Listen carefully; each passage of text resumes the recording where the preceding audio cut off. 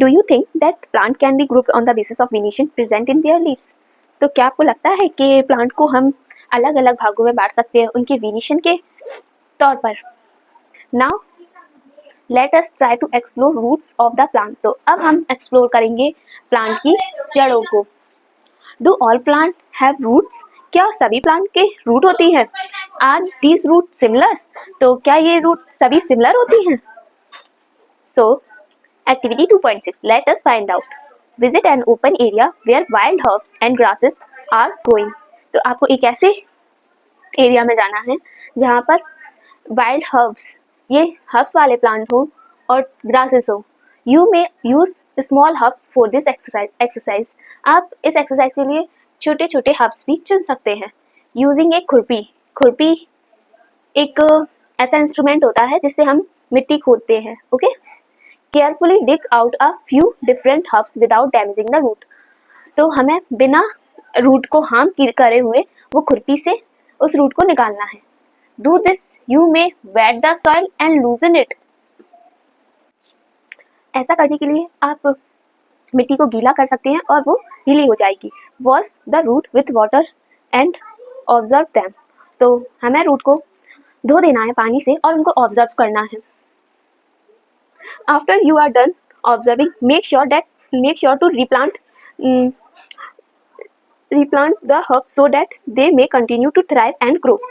तो अब आपको ऐसा करना है, जो हमने हर प्लांट को निकाला था उसको ऑब्जर्व करने के बाद हमें उसी जगह या फिर किसी भी जगह लगा देना है मिट्टी में दोबारा से। What are the similarities and differences in the root of the plant collected by you? तो आपने जो रूट कलेक्ट की थी उनमें आपने क्या सामान्यताएं और क्या विभिन्नताएं देखी? What differences do you see in the root of the plant sown? तो आप इन पिक्चरों में देखिए, इसमें आपको क्या विभिन्नताएं दिख रही हैं इन जड़ों में। इस रूट में एक मेन रूट है और इसके पास पास छोटी छोटी साइड रूट है। तो यही यहाँ पे लिखा है, the root of this plant consist of one main root, ये रही one main root and small side root arising from it. और इससे छोटी छोटी रूट निकल रही है।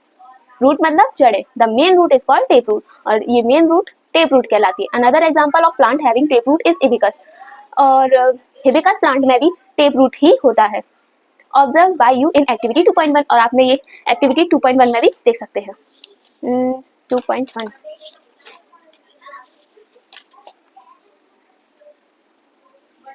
इधर तो दिखाई ही नहीं है इसमें, चलो ठीक है।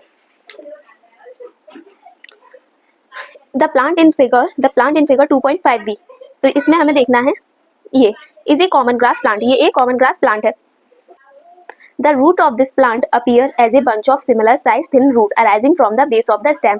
तो इसमें जड़ें उसके बेस से निकल कर जा रही हैं और ये रेशेदार हैं और ये छोटी छोटी रूट होती हैं। इसकी तरह एक मेन रूट नहीं होती इसमें छोटी छोटी अपने एरिया में स्प्रेड हो रही होती हैं। So such root are called fibrous root. तो कौन सी रूट फिब्रस रूट कहलाती हैं? The root of this plant appear as a bunch of similar size thin root. जो पतली पतली थिन रूटें होती हैं एक बंच की तरह, जैसे ग्रुप ऑफ करके बंच होता है, इसकी तरह उन्हें ही हम कहेंगे fibrous root. Does your collection include any other grasses? क्या आपके कलेक्शन में कोई और भी घास आ सकती है? What kind of root do they have? और उनकी रूट कैसी होंगी? Is there any relation between the type of leaf venetion and the type of root of the same plant? How do we find out this? तो आपको क्या लगता है कि लीफ वेनेशन और रूट में कोई संबंध है और हम इसे कैसे जानेंगे? तो collect sampling 5 common plant from your school nursery और any other nursery to plant in your school. तो आपको 5 डिफरेंट तरीके के प्लांट को नर्सरी से लेके आना है और अपने स्कूल में लगाना है, स्कूल के गार्डन में लगाना है। Example of such plant can B lemon grass, नींबू की घास हो सकती है, मैरीगोल्ड, गेंदे का फूल, सदाबहार पेड़ हो सकता है, प्लांट हो सकता है एंड अदर्स, और भी कई तरीके के। बिफोर प्लांटिंग देम, उन्हें प्लांट करने से पहले observe their root and the venation of their leaves. तो हमें सबसे पहले क्या करना है, उनकी रूट को ऑब्जर्व करना है और उनकी वेनेशन, उनकी लीफ पर क्या वेनेशन है उसे ऑब्जर्व करना है। Record your observation in table 2.4, और इस रिकॉर्ड को हम 2.4 में लिखेंगे। ये मैंने अपने आसपास के उधर से देखकर किया है, प्लांट को देखकर, ठीक है। Name of the plant, lemon grass में types of leaf venation, reticulate और पैरेलल। तो इसमें होता है पैरेलल वेनेशन और type of root fibrous root. इसमें मैरीगोल्ड फ्लावर में रेटिकुलेट वेनिशन और रूट का टाइप टेप रूट। पेरीविंकल में, सदाबहार में रेटिकुलेट वेनिशन और टेप रूट, रूट का टाइप। राइस में पैरेलल फिब्रस, शुगर केन में पैरेलल फिब्रस। तो आपने नोटिस किया होगा जो रेटिकुलेट है, जो रेटिकुलेट वेनिशन है उसमें टेप रूट आ रही है, और जो पैरेलल वेनिशन है उसमें फिब्रस रूट आ रही है। तो है ना ये सब एक दूसरे से related. So do you observe any relation between the leaf venation and type of root in this plant? तो हाँ, हमने नोटिस किया कि जिसमें रेटिकुलेट वेनिशन और टेप रूट वेनिशन है उसमें, जिसमें रेटिकुलेट वेनिशन है उसमें टेप रूट भी होगा, और जिसमें पैरेलल वेनिशन है उसमें फिब्रस भी होगा। A sadabahar plant has a tap root, सदाबहार में टेप रूट होती है, and its leaves have reticulate venation, और इसकी लीव्स में वेनिशन होती है reticulate. Do other plant with reticulate venation have tap roots too? क्या कुछ और प्लांट जिसमें रेटिकुलेट वेनिशन है उनमें भी क्या टेप रूट ही होती है? तो lemon grass on the other hand, तो हम एक और एग्जांपल जानते हैं लेमन ग्रास के बारे में, हैज फिब्रस रूट, इसकी फिब्रस रूट है, and its leaves have parallel venation, और इनकी लीफ पैरेलल है। Do other plant with parallel venation have fibrous root too? क्या आपने ये देखा कि जिस प्लांट में पैरेलल वेनिशन है उसमें फिब्रस रूट भी है? Generally plant with reticulate venation have tap root while those with parallel venation have fibrous root. तो ज्यादातर ऐसा होता है जिस प्लांट में रेटिकुलेट वेनिशन होता है उसमें टेप रूट होती है, व्हाइल दोस, जबकि जिसमें पैरेलल वेनिशन होता है उसमें फिब्रस रूट होती है। That's so simple. Chickpea, chana is another example of plant with tap root and reticulate venation in leaves. तो चना एक और एग्जाम्पल है जिसमें उसके रूट टेप रूट होती है और रेटिकुलेट वेनिशन होता है। Wheat is an example of plant with fibrous root and parallel venation. और वीट गेहूं का पेड़ वो पौधे होते हैं गेहूं के, तो उसमें रेशेदार रूट और पैरेलल वेनिशन होता है।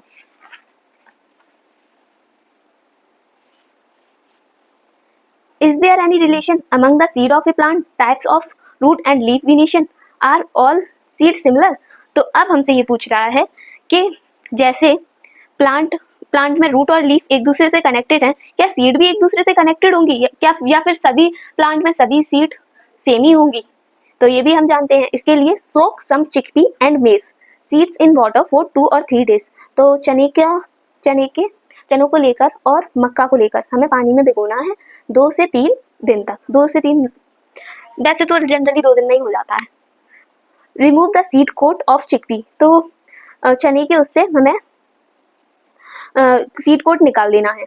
Observe structure of chickpea and maize seed, are they similar और different?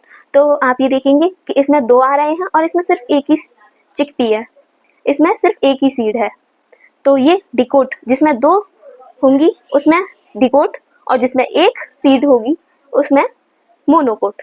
You would notice the chickpea seeds are split into 2 parts. चने की वो 2 पार्टों में विभाजित हो जाएंगे। Each part is called cotyledon, और ये पार्ट कहलाते हैं cotyledons. Plant that have seed with 2 cotyledons are called dicotyledons. तो जिन प्लांट के पास 2 सीड होती हैं उन्हें डिकोटिलीडॉन्स बोलते हैं। और डिकोट्स भी, मक्के का वो है दाना, इसमें एक ही सिंगल सीड होती है, तो इसे हम क्या बोलेंगे? Monocotyledons. What relation do you observe among leaf venation, root types and the number of cotyledons in seed of a plant? तो अब हमसे लीफ वेनिशन, रूट और कॉटिलीडॉन्स का भी रिलेशन है ऐसा पूछ रहे हैं। क्या रिलेशन निकलेगा? Dicot plants have reticulate venation and a tap root system. तो जो 2 बीज वाले होते हैं उनमें होती है रेटिकुलेट वेनिशन और tap root system, while monocot plant है parallel venation and a fibrous root system. और जो एक बीज वाले होते हैं उन्हें हम कहते हैं parallel venation with a fibrous root system. देखो आपने कितना सब कुछ सीख लिया।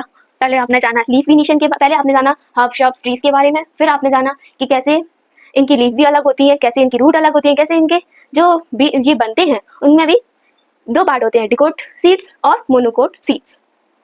You have learned about some features used for grouping plant. Now let us explore the grouping of animal in more detail. हमने अब प्लांट की डिटेल्स तो जान ली है कैसे कैसे हम विभाजित करेंगे, पर अब हम जानते हैं एनिमल के बारे में। तो एनिमल के बारे में हम कल समझते हैं। Thanks for watching, subscribe for more.